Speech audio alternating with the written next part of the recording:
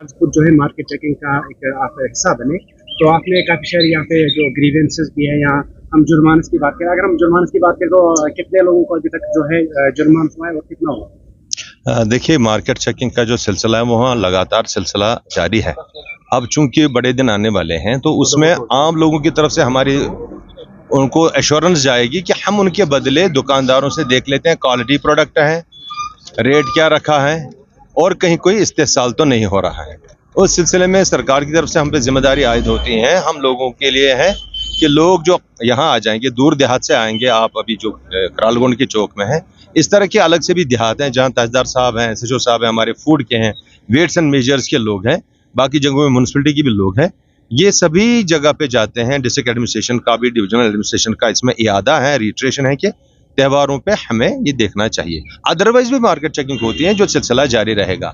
जुर्माना डेटरेंस इसलिए है कि जैसे हमने अभी 3-4 लोगों का जुर्माना कर दिया, कहीं पे 500, कहीं पे 2000, कहीं पे 3000, इसके माने ये नहीं कि कोई पैसा इतना है। मतलब ये है कि उस आदमी ने जिसने वायलेशन की है उसको एहसास रहे अगली बार कि जहां चुभन हुई है 2000 की, 500 की, 1000 की, कि अगली बार ये नहीं होनी चाहिए। एक वो है। दूसरा, मैं मार्केट से, जो छोटे मार्केट्स हैं हमारे यहाँ, अपनी एक प्रेसिडेंट होते हैं, एक मार्केट ट्रेडर्स फेडरेशन होती है, उनसे भी हमने गुजारिश की कि ये जो वेट्स एंड मेजर्स के जो आपको अपडेट करनी है, सर्टिफिकेशन करनी है अपडेट, या रजिस्ट्रेशन अपडेट करानी है, वो एनमास करें, डिपार्टमेंट को बोले, एक दिन वो आएंगे, उन्होंने फीस भरी है, वो काम एक दिन में हो जाएगा। लेकिन एक एक करके ये लोग बैठे हैं और हम लोग भी चुप रहेंगे, ये देर तक नहीं चल सकता है।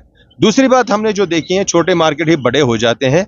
यहाँ भी हमने देखी पटरी बंद है, कहीं पे जहां से लोगों का आना जाना है, उबूर मरूर है, तो उसको मसदूद किया गया है, बंद किया गया है।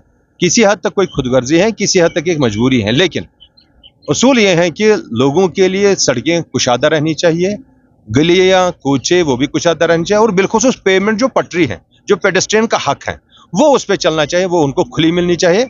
आप देखेंगे इंशाल्लाह ईद के साथ साथ ये सारी पटरियां जो हैं ये सारी खुलेंगी और लोगों को सहूलत होगी चलने में। सर, क्या आपको लगता है कि अगर आज मार्केट में चेकिंग हो रही है, गाँव देहातों में भी ऐसा कुछ होना? गाँव देहात में भी होना जरूरी है, क्योंकि वहां भी वही लोग रहते हैं जो यहाँ खरीदारी करते हैं। हम ऐसे नहीं कर सकते हैं डिस्क्रिमिनेटरी कि यहाँ मार्केट चेकिंग की 10-15 दुकानदारों की, और गाँव में जो दुकान है वो भी कुछ ना कुछ बेचता है, वो भी अशाई खुर्दनी बेचता है।